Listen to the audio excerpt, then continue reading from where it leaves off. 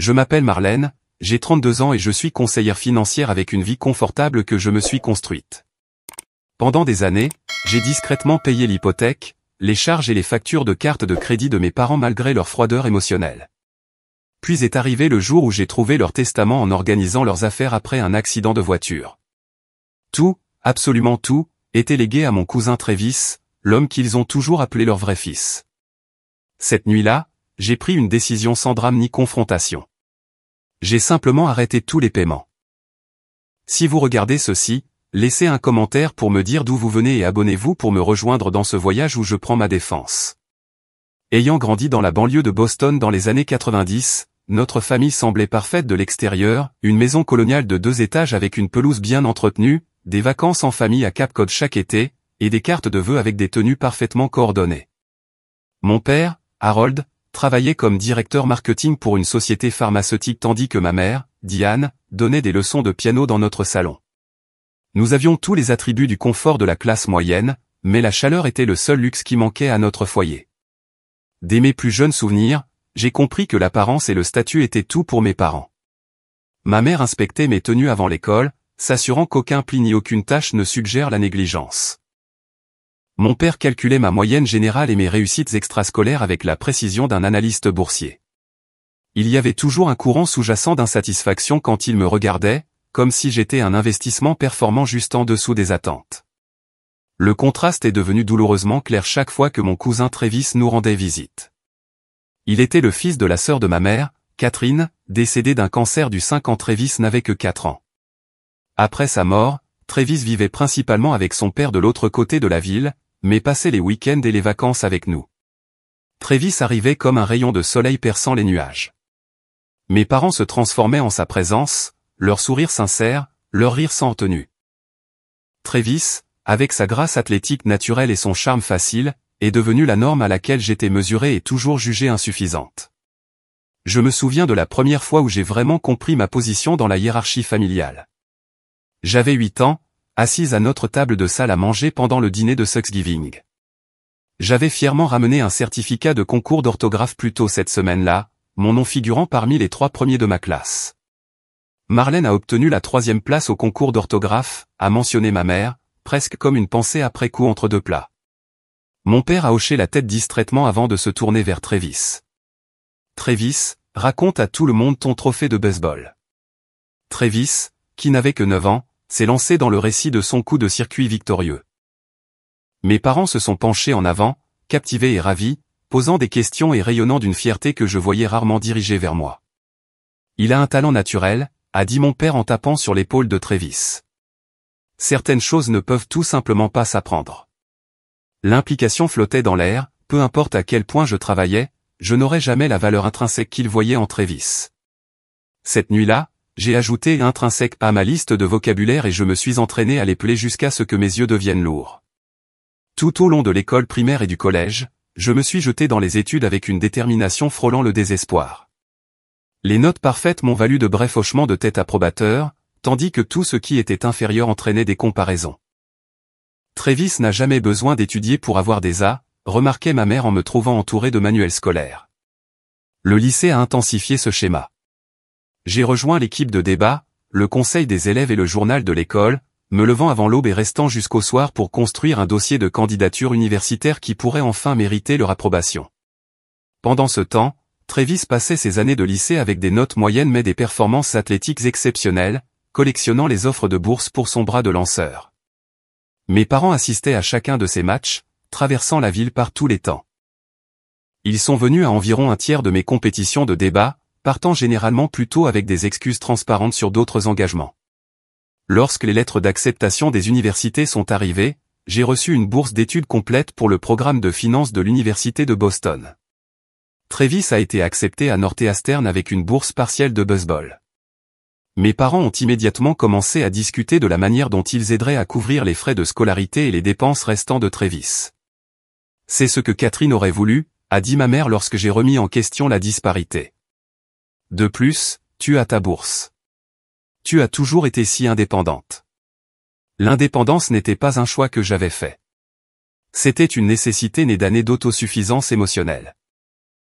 Ma remise de diplôme universitaire aurait dû être triomphale, mention très bien avec les félicitations du jury, une offre d'emploi en main d'un prestigieux cabinet de conseil financier.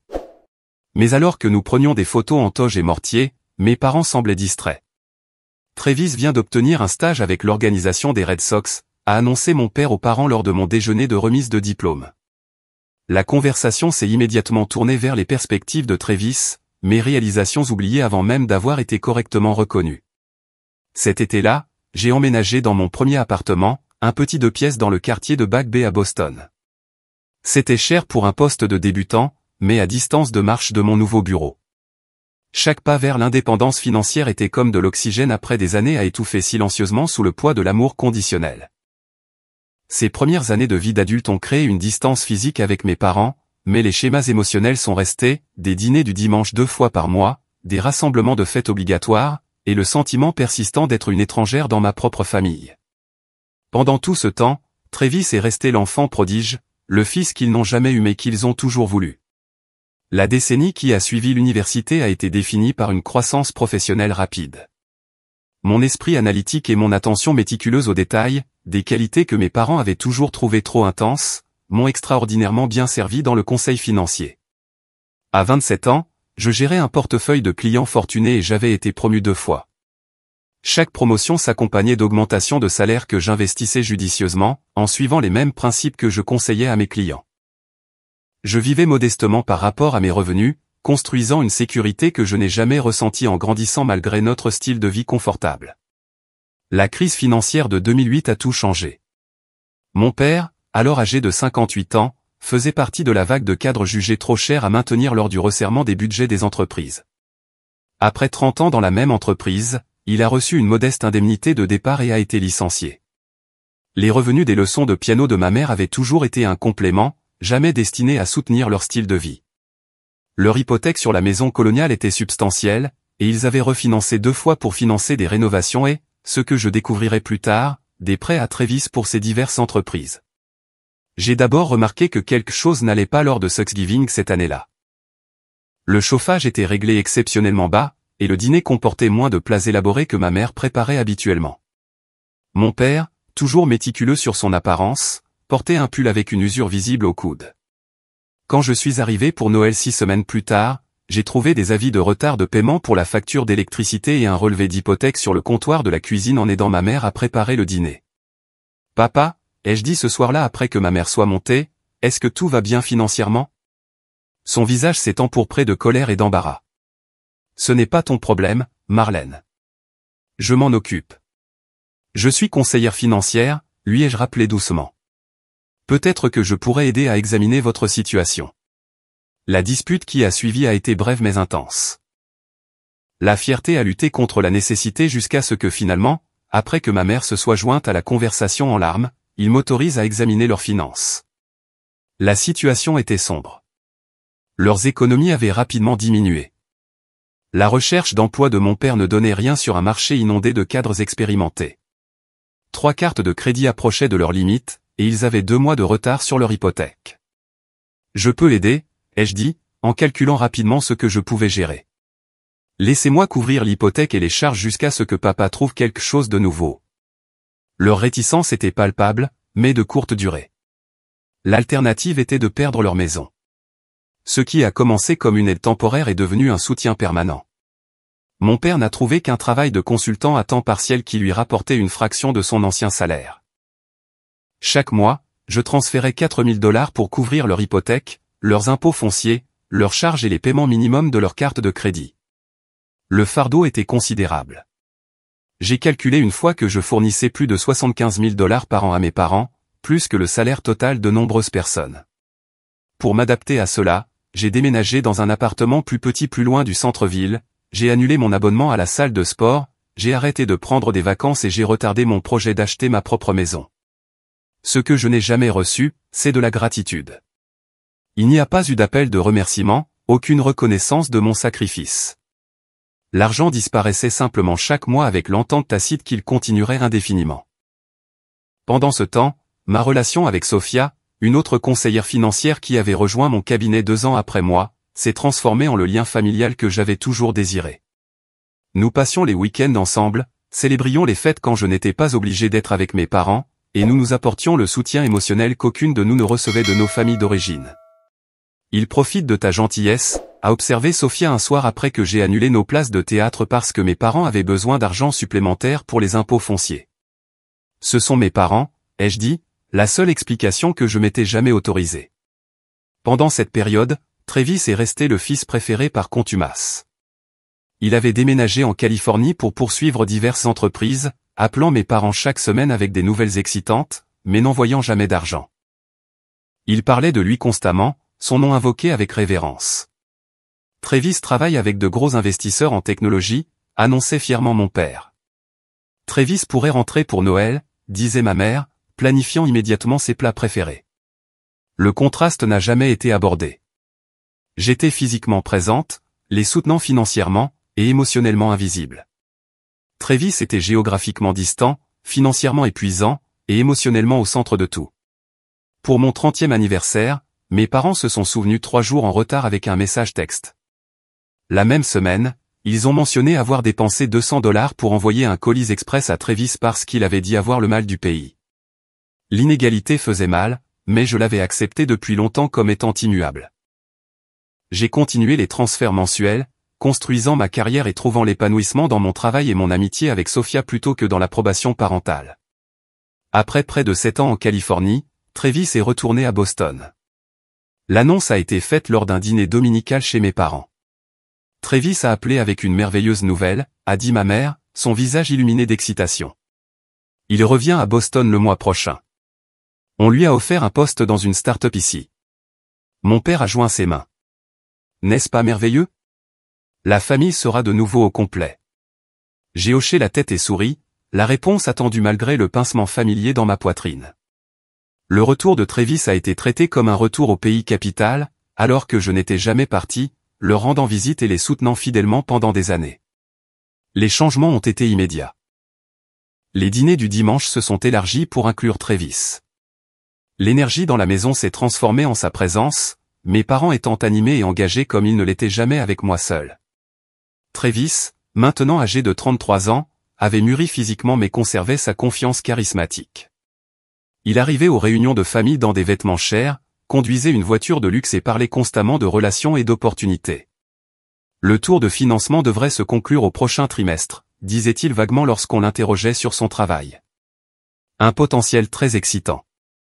Malgré ces affirmations de succès imminent, j'ai remarqué des schémas troublants. Travis ne payait jamais lorsque nous allions au restaurant ensemble, faisant glisser en douceur l'addition vers mon père.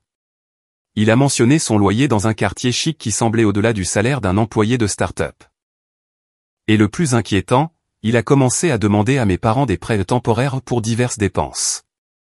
Un soir après le dîner, j'ai entendu mon père dans son bureau. Bien sûr, Travis, à quoi sert la famille? Je transférerai $2000 demain. Plus tard cette semaine-là, ma mère a appelé, me demandant si je pouvais augmenter mon soutien mensuel de $500. Les impôts fonciers ont augmenté, a-t-elle expliqué. J'ai vérifié les registres d'évaluation du comté. Les impôts avaient augmenté de $150. La divergence était claire, mais y faire face semblait impossible. Des années de conditionnement émotionnel m'avaient appris que remettre en question le traitement préférentiel de Travis n'aboutirait qu'à de la défensive et à des accusations de jalousie ou de manque de générosité. La situation a atteint son paroxysme lors d'un dîner de famille 3 mois après le retour de Travis. Ma mère avait préparé un repas élaboré avec tous les plats préférés de Travis. Pendant que nous mangions, Travis a régalé tout le monde avec des histoires de célébrités californiennes et d'opportunités d'investissement manquées de peu. Si cette introduction en bourse dans la technologie n'avait pas été retardée, je voyagerais en jet privé maintenant, a-t-il dit en riant.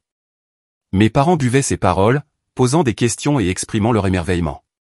Lorsque j'ai mentionné ma récente promotion au poste de conseillère principale, il y a eu un bref c'est bien avant que la conversation ne revienne à Travis.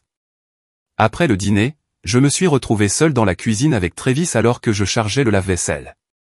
Ils sont quelque chose, n'est-ce pas, a-t-il dit en s'appuyant contre le comptoir et en me regardant travailler. Que veux-tu dire, ai-je demandé en rangeant les assiettes. Harold et Diane. Me traitant toujours comme l'enfant prodige après toutes ces années. Son ton était nonchalamment suffisant. Ça doit être dur pour toi, d'être toujours à la deuxième place dans ta propre famille. Je me suis concentré sur la vaisselle. Ils ont le droit d'avoir leurs sentiments. Travis a ri doucement. Très diplomate. Mais nous savons tous les deux qui ils appellent quand ils ont vraiment besoin d'aide avec leurs factures. En parlant de ça, merci de couvrir leur hypothèque toutes ces années. Ça leur a vraiment permis de m'aider quand j'en avais besoin. Le verre dans ma main a failli glisser. De quoi tu parles? Son expression a confirmé ce que je soupçonnais mais n'avais jamais confirmé, mon soutien financier avait indirectement financé Travis. Mes parents avaient assez d'argent pour des prêts à Travis parce que je couvrais leurs dépenses essentielles. Ne t'inquiète pas pour ça, a-t-il dit en me tapotant l'épaule avec condescendance. La famille prend soin de la famille, n'est-ce pas? Certains avec de l'argent, d'autres avec. Eh bien, ce que tu fournis. Il a quitté la cuisine avant que je puisse répondre, rejoignant mes parents dans le salon où ils l'ont accueilli avec des sourires qui ne m'avaient jamais été adressés. Les réunions de famille sont devenues de plus en plus tendues après cette conversation. J'ai observé de plus près la dynamique entre Travis et mes parents, remarquant avec quelle habileté ils manipulaient leurs affections et leurs finances. Ils mentionnaient une dépense difficile des réparations de voitures ou des soins dentaires. Et en quelques jours, mes parents trouvaient un moyen de l'aider, souvent suivi de demandes pour que j'augmente mon soutien envers eux. Pour mon 31e anniversaire, mes parents m'ont offert une écharpe d'un grand magasin, avec l'étiquette de solde encore partiellement visible. La semaine suivante, je les ai regardés offrir à Travis une montre chère sans occasion particulière. Nous l'avons vu et nous avons pensé à toi, lui a dit ma mère alors qu'il l'admirait. L'iniquité devenait insupportable. Sophia m'a exhorté à plusieurs reprises à établir des limites. Ce n'est pas sain, Marlène, a-t-elle dit lors de notre café hebdomadaire. Tu t'épuises pour des gens qui ne t'apprécient pas alors qu'ils comblent de ressources quelqu'un qui n'en a pas besoin. Ce sont mes parents, ai-je répété, le mantra qui avait justifié des années de traitement inégal. Et tu es leur fille, a rétorqué Sophia. Ça devrait aussi signifier quelque chose. Malgré les conseils de Sophia, j'ai continué les paiements mensuels, j'ai assisté au dîner de famille et j'ai ravalé ma peine lorsque Travis a reçu l'amour et la reconnaissance que j'avais passé une vie à essayer de mériter. Certains schémas émotionnels sont trop profondément ancrés pour être brisés sans un catalyseur. Ce catalyseur arrivait, bien que je n'aurais pas pu prédire sa forme ni la manière profonde dont il me libérerait enfin de la recherche d'une approbation que je ne recevrais jamais. L'appel est arrivé à 23h16 un mardi soir de février. Les routes avaient gelé après une journée exceptionnellement chaude qui avait fait fondre la neige en surface, créant un verglas dangereux. Mes parents, de retour d'un dîner avec des amis, avaient perdu le contrôle de leur voiture sur une route sinueuse à moins d'1 kilomètre de leur maison. Ils avaient dérapé et percuté un arbre. Ils sont tous les deux stables, m'a assuré l'infirmière des urgences. Mais ils ont subi des blessures nécessitant une hospitalisation et auront besoin de rééducation par la suite. Je me suis habillé rapidement et je me suis rendu à l'hôpital général du Massachusetts, mon esprit passant en revue les préoccupations pratiques pour éviter le courant sous-jacent d'inquiétude. Ils étaient en vie. C'était ce qui comptait. Les couloirs de l'hôpital étaient calmes à 7 heures, mais pas résonnants alors que je suivais une infirmière jusqu'à la chambre où mes deux parents avaient été placés après les premiers soins. Mon père avait subi une fracture de la clavicule et des lacérations au visage à cause de l'airbag. Ma mère s'était cassé la jambe droite et avait une commotion cérébrale. Ils dormaient quand je suis arrivé, leur visage pâle contre les draps blancs de l'hôpital. Malgré notre relation compliquée, les voir vulnérables a réveillé des instincts protecteurs que je ne pouvais nier.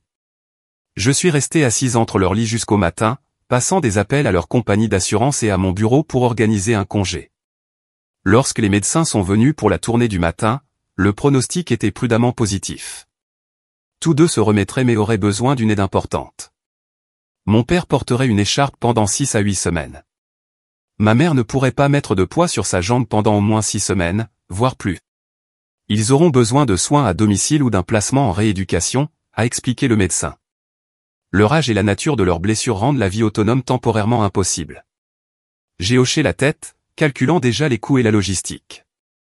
Je vais prendre les dispositions nécessaires. Pendant les 3 jours suivants, j'ai à peine quitté l'hôpital. J'ai coordonné avec les médecins, les représentants des assurances et le centre de rééducation qui avait une place pour eux. J'ai contacté leurs amis et leurs voisins, j'ai fait retenir leur courrier et je me suis assuré que leur maison serait entretenue en leur absence. Le 4e jour, Une fois qu'ils ont été stabilisés et qu'ils se préparaient à être transférés en rééducation, je suis allé chez eux pour récupérer des vêtements, des articles de toilette et des objets personnels qu'ils avaient demandés. Je devais aussi trouver leurs informations d'assurance et d'autres documents pertinents pour leurs soins.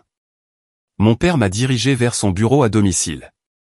Dans le classeur, tiroir du bas, il y a un dossier marqué assurance.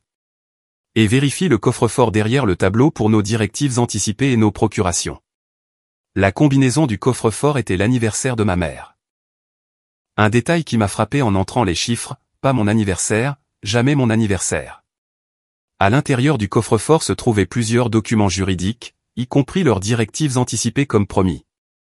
Mais en dessous se trouvait un document intitulé « Dernier testament et dernière volonté de Harold et Diane Anderson », daté de seulement 3 mois plus tôt. Je ne savais pas qu'ils avaient mis à jour leur testament.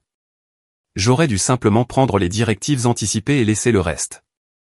Mais quelque chose m'a poussé à ouvrir le testament, un document que je n'avais jamais vu dans ses versions précédentes.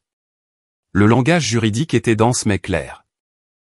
Après des legs spécifiques de bijoux et d'objets de famille à divers parents, venait le paragraphe décisif, tous les biens restants, y compris, mais sans illimité, les biens immobiliers, les comptes financiers, les investissements et les biens personnels, nous les léguons à notre neveu, Travis James Wilson, qui a été comme un vrai fils pour nous. J'ai lu le paragraphe 3 fois, pensant que j'avais mal compris. Il n'y avait aucune mention de moi nulle part dans le document, sauf en tant qu'exécutrice testamentaire, la personne responsable de l'exécution de leur volonté de me déshériter en faveur de Travis.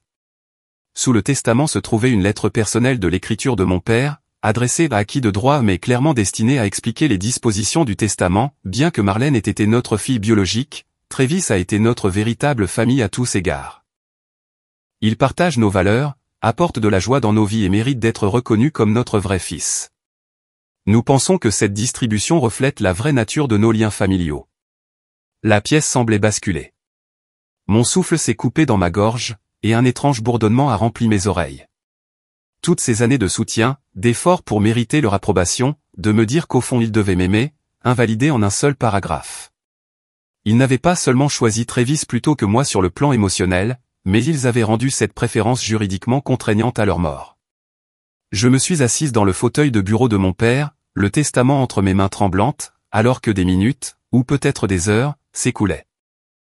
Les symptômes physiques du choc étaient classiques, engourdissement des extrémités, respiration superficielle, pensée qui s'emballait tout en semblant étrangement lente. Quand j'ai finalement quitté la maison, j'ai pris des copies de tous les documents, y compris le testament. Le centre de rééducation était calme lorsque je suis arrivé avec leurs affaires. Tous deux étaient réveillés, mon père regardant la télévision tandis que ma mère lisait un magazine. « As-tu tout trouvé ?» a demandé ma mère sans lever les yeux. « Oui », ai-je dit, ma voix plus stable que prévu, y compris votre testament mis à jour. La tension soudaine dans la pièce était palpable. Mon père a coupé le son de la télévision. Ma mère a baissé son magazine. C'était privé, a dit mon père, sur un ton défensif. Je suis désignée comme l'exécutrice testamentaire, ai-je répondu. Je devrais savoir ce que je serais responsable d'exécuter. Il y a eu un moment de silence inconfortable avant que ma mère ne parle. Nous allions te le dire un jour. Me dire que vous considérez Travis comme votre vrai fils? Ça a été clair toute ma vie. La mâchoire de mon père s'est crispée. Ce n'est ni le moment ni l'endroit, Marlène. Quand serait-ce un bon moment pour discuter du fait d'être rayé de votre testament en faveur de mon cousin, ai-je demandé, surprise de mon calme. Après que j'ai payé votre rééducation? Pendant le prochain dîner de famille où vous m'ignorez et vous pâmez devant Travis? Travis en a plus besoin que toi, a dit ma mère, comme si cela expliquait tout. Tu as ta carrière. Travis a eu des difficultés. Travis a eu des difficultés parce que vous l'avez materné toute sa vie, ai-je dit. Pendant ce temps, je paie votre hypothèque, vos charges et vos cartes de crédit depuis des années pendant que vous lui prêtez de l'argent et lui achetez des cadeaux chers. Mon père a tenté d'interrompre, mais j'ai continué, des années de vérités inexprimées trouvant enfin une voie. Je vous ai soutenu financièrement pendant près de 5 ans. Plus de 300 000 $ que je vous ai donnés. Et votre réponse est d'appeler Travis votre vrai fils et de tout lui laisser. Tu es dramatique, a dit mon père, son rejet habituel chaque fois que les émotions devenaient trop fortes pour son confort, et ingrate. Nous t'avons élevé, nous t'avons donné un toit. C'est ce que les parents sont censés faire, ai-je dit doucement. C'est le strict minimum. Je suis parti peu après la conversation, ne résolvant rien mais confirmant tout. Le trajet de retour a été flou, les larmes coulant enfin une fois seul dans ma voiture. Quand je suis arrivé à mon appartement, Sophia attendait déjà, répondant au bref texto que je lui avais envoyé plus tôt. Elle m'a serré dans ses bras pendant que je pleurais, puis a préparé du thé et m'a écouté raconter la découverte du testament et ma confrontation avec mes parents. Elle n'a pas offert de platitude ou de solution facile, elle a simplement été témoin de ma douleur et a validé qu'elle était justifiée. « Que vas-tu faire maintenant » a-t-elle demandé quand j'ai fini de parler. « Je ne sais pas » ai-je admis. Mais quelque chose doit changer. Je ne peux pas continuer à tout donner à des gens qui me considèrent comme rien. Cette nuit-là, allongé dans l'obscurité, j'ai réalisé la vérité qui me libérerait. Je ne recevrai jamais l'amour et la reconnaissance que j'avais passé une vie à chercher de mes parents. Aucune somme d'argent, aucune réussite, aucun altruisme ne les amènerait jamais à me voir comme ils voyaient Travis. La révélation était à la fois dévastatrice et libératrice. Si leur approbation était impossible à obtenir, je pouvais cesser de me détruire en essayant de l'atteindre. Le matin a apporté une clarté qui m'avait échappé pendant des décennies. Autour d'un café, j'ai ouvert mon logiciel de planification financière, les mêmes outils que j'utilisais avec mes clients, et j'ai créé un décompte détaillé de tout le soutien que j'avais fourni à mes parents. Le total était stupéfiant, 327 000 $ sur 4 ans et 8 mois. De l'argent qui aurait pu acheter une maison, financer des études supérieures ou être investi pour la retraite. Mon prochain appel a été pour le docteur Karen Abrams, une thérapeute que Sophia m'avait recommandée des mois plus tôt et que je n'avais jamais contactée. Elle avait une place cet après-midi-là en raison d'une annulation. « Qu'est-ce qui vous amène aujourd'hui » a-t-elle demandé une fois que j'ai été assise dans son bureau confortable donnant sur le Boston Common. Je soutiens financièrement mes parents depuis des années alors qu'ils favorisent constamment mon cousin sur le plan émotionnel et maintenant financier dans leur testament, ai-je expliqué. J'ai besoin d'aide pour établir des limites que j'aurais dû fixer il y a longtemps. Le docteur Abrams a hoché la tête. Les limites ne sont pas une punition. Elles ne visent pas à contrôler les autres ou à se venger. Elles visent à vous protéger des schémas qui vous nuisent. Cette distinction a profondément résonné en moi. Ce que j'envisageais n'était pas de blesser mes parents ou de les punir pour leur préférence pour Travis. C'était de me protéger de nouveaux dommages émotionnels et financiers. Au cours des 2 heures suivantes, le docteur Abrams m'a aidé à explorer la dynamique de ma relation avec mes parents et Travis. Nous avons discuté du concept de bouc émissaire familial et d'enfant prodige, des rôles qui avaient défini notre système familial pendant des décennies. La partie la plus difficile du changement de ces schémas, a-t-elle expliqué, est d'accepter que les autres personnes du système résisteront. Elles bénéficient du maintien des choses en l'état. Alors, ils seront en colère, ai-je dit, presque certainement. La question est de savoir si vous pouvez supporter leur colère au service de votre propre bien-être. Ce soir-là, j'ai pris ma décision. J'arrêterai tout soutien financier immédiatement. Pas progressivement, pas avec de longues explications ou des négociations qui ne mèneraient qu'à la manipulation, mais une rupture nette qui forcerait une réinitialisation de toute la dynamique de notre relation. La mise en œuvre a été méthodique. D'abord, j'ai contacté tous les fournisseurs de services que je payais directement, la société de prêt hypothécaire, les compagnies de services publics et l'assurance habitation. J'ai retiré mes informations bancaires de leur système et je les ai informés que je ne serais plus responsable de ces comptes. Ensuite, j'ai créé une réponse automatique pour toute demande financière de mes parents, je ne suis plus en mesure de fournir un soutien financier. Veuillez adresser toutes les questions financières à Travis, car votre testament indique qu'il est le membre de votre famille que vous avez choisi. Enfin, j'ai pris des rendez-vous avec mes collègues conseillers financiers et le docteur Abrams pour créer un système de soutien pour les semaines à venir. J'anticipais une pression importante et je voulais m'assurer d'avoir les ressources nécessaires pour maintenir mes limites. La partie la plus difficile a été de rediriger l'argent que j'envoyais à mes parents. Pendant si longtemps, mes propres besoins avaient été secondaires. Maintenant, j'ai ouvert un compte d'épargne séparé intitulé Bien-être et Avenir et j'ai mis en place le même montant de virement automatique vers cette nouvelle destination. Le premier test est arrivé rapidement. La date de paiement de l'hypothèque est arrivée 5 jours après que j'ai arrêté les paiements automatiques. Mon père a laissé un message vocal ce soir-là, sa voix tendue de colère contenue. Marlène, il semble y avoir un problème avec le paiement de l'hypothèque. La banque dit qu'il n'a pas été reçu. Appelle-moi immédiatement pour résoudre ce problème. Je n'ai pas rappelé. 2 jours plus tard, ma mère a envoyé un texto, transfère l'argent pour l'hypothèque. Pas de salutation, pas de reconnaissance du changement, juste une exigence comme si de rien n'était. J'ai regardé le message pendant plusieurs minutes avant de taper ma réponse, demande à ton vrai fils, Travis. Je suis sûr qu'il sera heureux de t'aider plus qu'il hérite de tout dans votre testament. La réponse a été immédiate et écrasante. Mon téléphone s'est allumé avec des appels auxquels je n'ai pas répondu et des messages que je n'ai pas lus. Des années de conditionnement ont fait trembler ma main alors que je mettais en sourdine les notifications de leur numéro. Chaque instinct développé depuis l'enfance criait de m'excuser, de réparer ça, de retourner au schéma familier de donner sans recevoir. Le docteur Abrams m'avait préparé à cette réaction. Ils vont escalader avant d'accepter la nouvelle limite, avait-elle prévenu.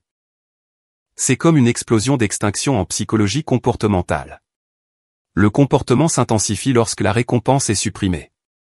Comprendre le schéma intellectuellement ne le rendait pas plus facile émotionnellement. J'ai passé cette soirée avec Sophia, laissant délibérément mon téléphone dans une autre pièce pendant que nous préparions le dîner ensemble et regardions un film. Je suis fier de toi, a dit Sophia alors que nous nettoyions après le dîner. Ce n'est pas facile, mais c'est nécessaire. Au cours des 2 semaines suivantes, les tentatives de contact sont devenues plus désespérées et manipulatrices. Il y a eu des messages culpabilisants sur leur rétablissement, des références à tout ce qu'ils avaient fait pour moi en tant que parent, et enfin, des menaces sur la réputation de la famille et des poursuites judiciaires pour abandon. À travers tout cela, j'ai maintenu mon silence et ma limite. Chaque jour qui passait rendait le suivant légèrement plus facile. Je me suis concentré sur le travail, j'ai commencé une pratique de yoga que le docteur Abrams avait recommandée pour la gestion du stress, et pour la première fois depuis des années, j'ai réservé des vacances une semaine dans le Maine l'été prochain. La liberté financière était saisissante. Sans le fardeau de payer essentiellement les dépenses de 2 ménages, je pouvais respirer financièrement. J'ai commencé à regarder des appartements en copropriété dans des quartiers que j'avais précédemment considérés hors de portée. J'ai augmenté mes cotisations de retraite. J'ai acheté des billets de théâtre sans calculer s'ils affecteraient ma capacité à couvrir les impôts fonciers de mes parents. À travers tout cela, la culpabilité allait et venait, mais la certitude de ma décision est restée. Cette limite ne visait pas à les punir. Il s'agissait de reconnaître enfin que je méritais les mêmes soins et la même considération que j'avais toujours accordée aux autres. 1 mois après que j'ai arrêté les paiements, les conséquences réelles ont commencé à se matérialiser pour mes parents. Leur séjour en rééducation s'était terminé 2 semaines plus tôt, et ils étaient rentrés chez eux pour trouver des avis des compagnies de services publics et du prêteur hypothécaire. Sophia, qui est restée en contact avec des amis communs de la famille, a rapporté que mes parents disaient aux gens que je les avais abandonnés dans leurs moments de besoin, omettant commodément les années de soutien que j'avais fournies ou leur décision de tout laisser à Travis.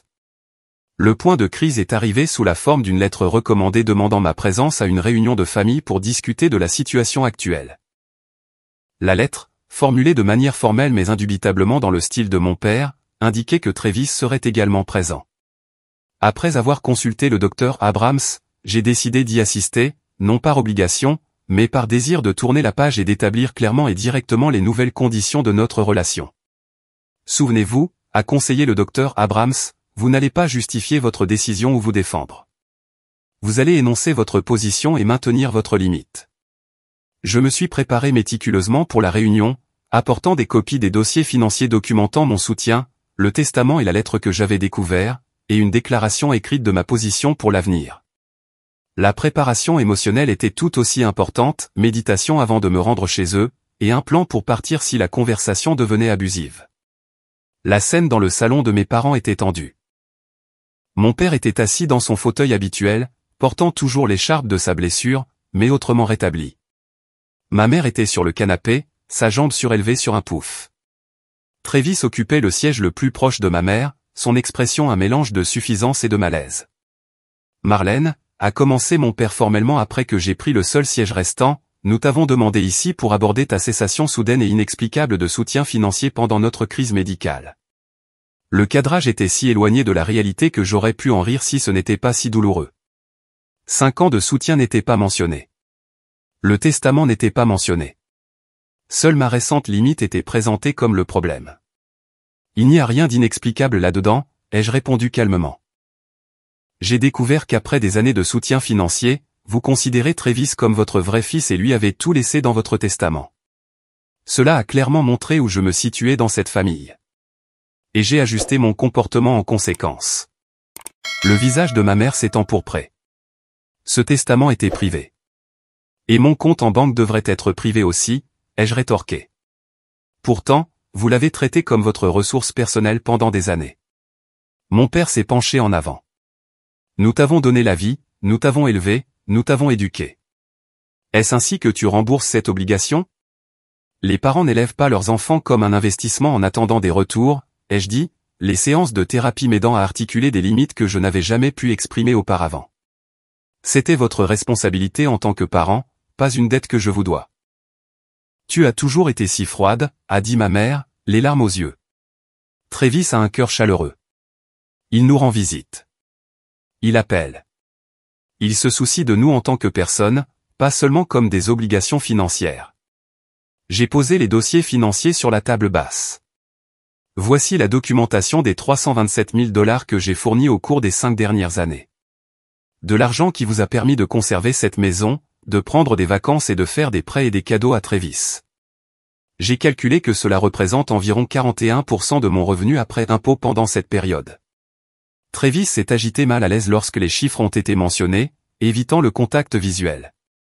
L'argent n'est pas tout, a rejeté mon père, bien qu'il ait regardé les relevés avec une préoccupation visible. Non, ce n'est pas tout, ai-je convenu.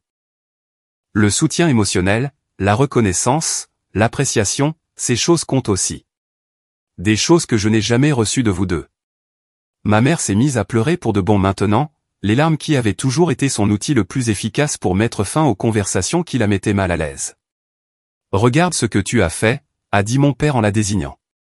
C'est ce que tu voulais. Ce que je voulais, ai-je dit doucement, c'était d'être valorisée en tant que votre fille. Ce que je voulais, c'était que des décennies d'efforts pour mériter votre approbation soient reconnues. Ce que je voulais, ce n'était pas de découvrir dans un testament que vous considérez Travis comme votre vrai fils après que j'ai sacrifié ma propre sécurité financière pour vous soutenir. Travis, qui avait été inhabituellement silencieux, a finalement parlé. Ce n'est pas de ma faute. Je ne leur ai pas demandé d'écrire le testament de cette façon. Je me suis tourné vers lui. Non, mais tu as été heureux d'accepter leur aide financière tout en sachant qu'elle venait indirectement de moi. Tu as apprécié d'être le favori tout en me regardant être traité comme une étrangère dans ma propre famille. Mon père a tenté de reprendre le contrôle de la conversation. Le fait est que nous avons besoin que le paiement de l'hypothèque soit effectué immédiatement. La banque a envoyé un avis de retard de paiement. Et j'ai besoin de parents qui me considèrent comme leur vraie fille, ai-je répondu. On n'obtient pas toujours ce dont on a besoin. La franchise de ma réponse a réduit la pièce au silence momentanément. Travis, a dit ma mère, se tournant enfin vers lui avec attente, tu nous aideras avec cette situation temporaire, n'est-ce pas?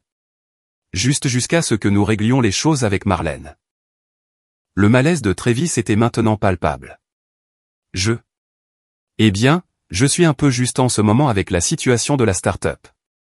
Peut-être dans quelques mois, quand le financement arrivera. Les vagues promesses qui avaient toujours satisfait mes parents semblaient soudainement insuffisantes face à un besoin financier réel. Pour la première fois, je les ai vus douter de l'enfant prodige qu'ils avaient élevé au-dessus de moi pendant des décennies. Mais nous avons besoin d'aide maintenant, a insisté mon père. L'hypothèque est en retard, et il menace d'engager une procédure de saisie. Peut-être que vous pourriez vendre certaines des actions, a suggéré faiblement Travis, ou contracter un prêt sur valeur domiciliaire. Nous comptions sur Marlène, a dit ma mère, sa voix faible. Et je comptais être traité comme votre fille, ai-je répondu en me levant de ma chaise. J'ai dit ce que j'avais à dire. Je ne reprends pas le soutien financier. Je ne négocie pas et je ne discute pas davantage de cela. Vous avez fait votre choix sur qui compte dans cette famille, et maintenant j'ai fait le mien sur où va mon argent. Travis s'est levé rapidement. Je viens de me souvenir que j'ai une réunion avec des investisseurs. Je devrais vraiment y aller. La sortie précipitée était révélatrice. Travis n'avait aucune intention d'endosser le rôle de pourvoyeur financier que j'avais occupé pendant des années. Sa participation au système familial était en tant que bénéficiaire, pas en tant que contributeur. J'ai rassemblé mes affaires, laissant la documentation financière sur la table. Je suis prête à avoir une relation avec vous deux à l'avenir, mais ce sera une relation basée sur le respect mutuel et l'appréciation, pas sur la dépendance financière. Si cela vous intéresse, vous pouvez m'appeler quand vous serez prêt à discuter de ce à quoi cela pourrait ressembler. Le visage de mon père était crispé de colère. Ma mère continuait de pleurer. Aucun des deux n'a parlé alors que je me dirigeais vers la porte. Au revoir, ai-je dit, en fermant simplement la porte derrière moi avec un déclic silencieux qui semblait en quelque sorte plus définitif que n'importe quel claquement de porte dramatique n'aurait pu l'être. Dans ma voiture, j'ai expiré complètement pour ce qui m'a semblé être la première fois depuis des décennies. La confrontation avait été difficile, mais nécessaire, non seulement pour établir la limite financière, mais aussi pour enfin dire des vérités qui n'avaient pas été reconnues pendant une vie. Les semaines qui ont suivi ont apporté des changements importants. Mes parents ont été contraints de vendre leur voiture de luxe et de déménager dans un appartement plus petit qu'ils pouvaient se permettre avec le revenu de consultant à temps partiel de mon père et la sécurité sociale de ma mère. Travis, fidèle à lui-même, s'est fait rare une fois qu'il est devenu clair qu'il n'y avait plus d'avantages financiers à tirer. J'ai gardé mes distances, non par dépit, mais par autopréservation, ignorant les messages culpabilisants occasionnels tout en me concentrant sur la reconstruction de ma vie sans le poids écrasant de soutenir 3 adultes. 6 mois après avoir établi ma limite, j'ai emménagé dans un nouvel appartement dans un quartier que j'avais toujours aimé mais que je ne pouvais pas me permettre auparavant. La lumière du matin entrait à flot par de grandes fenêtres, donnant sur un petit parc, un luxe qui représentait plus qu'une simple amélioration de la superficie. Il symbolisait la priorisation de mon propre bien-être. Après des années de sacrifices, la liberté financière avait permis d'autres changements positifs. J'avais accepté un poste dans une plus petite entreprise spécialisée dans les investissements éthiques, acceptant une légère baisse de salaire mais gagnant énormément en satisfaction professionnelle. La thérapie hebdomadaire avec le docteur Abrams s'est poursuivie, se concentrant moins sur la gestion de crise et plus sur la construction d'un cadre sain pour toutes les relations de ma vie. Mon amitié avec Sophia s'était transformée en une famille choisie. Nous célébrions les fêtes ensemble, établissions des traditions qui avaient un sens pour nous plutôt qu'une obligation, et nous nous apportions le soutien émotionnel constant qui avait manqué dans mes relations de sang. Le développement le plus inattendu est venu sous la forme d'une lettre manuscrite de ma mère, arrivée sans prévenir un mardi après-midi. Marlène, commençait-elle simplement, j'ai beaucoup réfléchi depuis que nos vies ont changé. La perte de votre soutien financier a été difficile, mais votre perte a été dévastatrice d'une manière que je n'attendais pas. Pour la première fois, j'ai dû examiner mon comportement en tant que mère et faire face à des vérités inconfortables sur la façon dont nous vous avons traité par rapport à Travis. Je ne peux pas annuler des décennies de favoritisme et de négligence. Je ne peux pas prétendre que je ne savais pas ce qui se passait. Je le savais, et j'y ai participé. Ce que je peux dire maintenant, peut-être trop tard, c'est que je vois le mal que nous avons causé, et je suis profondément désolé. Votre père n'est pas prêt à avoir cette conversation, il ne le sera peut-être jamais, mais j'aimerais vous voir selon les conditions que vous jugerez acceptables, si vous le voulez bien. La lettre n'était pas parfaite. Il y avait encore des dérobades et des qualifications, mais elle représentait plus de responsabilités que je n'en avais jamais attendu de l'un ou l'autre de mes parents. Après en avoir discuté avec le docteur Abrams et Sophia, j'ai accepté de rencontrer ma mère pour un café dans un lieu neutre. Cette première rencontre a été maladroite, avec de longs silences et des moments de tension lorsque de vieux schémas menaçaient de réapparaître. Mais c'était un début. Au cours des mois suivants, nous avons établi une relation prudente. J'ai maintenu des limites fermes en matière d'argent, il n'y aurait plus jamais de soutien financier mais j'ai permis la possibilité d'un lien émotionnel s'il pouvait être plus sain qu'auparavant. Mon père a finalement rejoint l'une de ces réunions, la fierté toujours évidente dans sa posture raide, mais la nécessité ayant forcé au moins un changement superficiel. Il vivait maintenant dans un modeste appartement, et mon père avait pris un poste à temps partiel dans une quincaillerie locale, une transition humiliante après avoir été cadre supérieur. Nous avons changé le testament, a mentionné ma mère lors d'une de nos visites soigneusement structurées. Non pas que cela importe avec la maison partie, mais nous voulions que tu le saches. J'ai hoché la tête, mais je n'ai pas poursuivi le sujet. Le testament avait été un symptôme, pas la maladie. Les dynamiques sous-jacentes avaient été le vrai problème, et celles-ci changeaient lentement, imparfaitement. Travis avait presque complètement disparu de leur vie une fois que la source financière s'était tarie.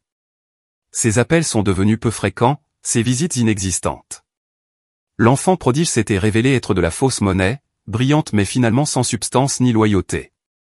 Mon propre parcours s'est poursuivi, indépendamment de ses développements familiaux. La thérapie m'a aidé à reconnaître que je méritais l'amour sans avoir à le gagner par des sacrifices financiers ou émotionnels. J'ai noué de nouvelles amitiés, j'ai exploré les rencontres amoureuses avec des attentes plus saines, et j'ai trouvé de la joie dans des plaisirs simples qui m'avaient toujours semblé indulgents auparavant. Le test le plus important de mes nouvelles limites est arrivé lorsque mes parents ont mentionné leur prochain anniversaire de mariage et ont laissé entendre, pas si subtilement, qu'ils ne pouvaient pas se permettre un week-end. Ça a l'air sympa, ai-je simplement dit. J'espère que vous trouverez une célébration qui correspond à votre budget. Il y a eu un moment de tension. La vieille attente que je propose de payer, mais elle est passée sans ma capitulation. La brève déception dans leurs yeux ne me dévastait plus. Leur sentiment était à eux de les gérer, pas à moi de les réparer au détriment de mon bien-être. Ce soir-là, assise sur mon balcon, regardant le coucher de soleil, j'ai réfléchi au parcours de l'année écoulée. La douleur n'avait pas complètement disparu. Certaines blessures étaient trop profondes pour une guérison parfaite. Mais j'avais trouvé quelque chose de plus précieux que l'approbation que j'avais passé des décennies à chercher, j'avais trouvé l'estime de moi, indépendante de la validation externe. La prise de conscience qui avait commencé avec une découverte dévastatrice dans le coffre-fort de mes parents m'avait finalement libéré de schémas qui auraient continué indéfiniment autrement. Parfois, les révélations les plus douloureuses deviennent les catalyseurs de changements les plus nécessaires. Je n'avais plus besoin d'être la vraie fille à leurs yeux parce que j'étais devenu réel pour moi-même, digne de protection, méritant des soins et capable d'établir des limites qui honoraient ma propre valeur. La famille, avais-je appris, n'est pas définie par le sang ou l'obligation. Elle se construit par des soins constants, un respect mutuel et une appréciation sincère. Parfois, cela signifie s'éloigner de ceux qui partagent votre ADN. Parfois, cela signifie construire un lien avec ceux qui se montrent authentiques, comme Sophia l'avait fait pour moi. L'histoire n'est pas parfaite ou complète. La guérison l'est rarement. Mais me tenir dans ma vérité m'avait apporté une paix que des décennies de sacrifices de soi n'auraient jamais pu m'apporter. Alors, et vous? Avez-vous déjà eu à établir des limites difficiles avec votre famille? Avez-vous découvert que parfois, s'éloigner est le choix le plus aimant que vous puissiez faire? Partagez votre expérience dans les commentaires ci-dessous.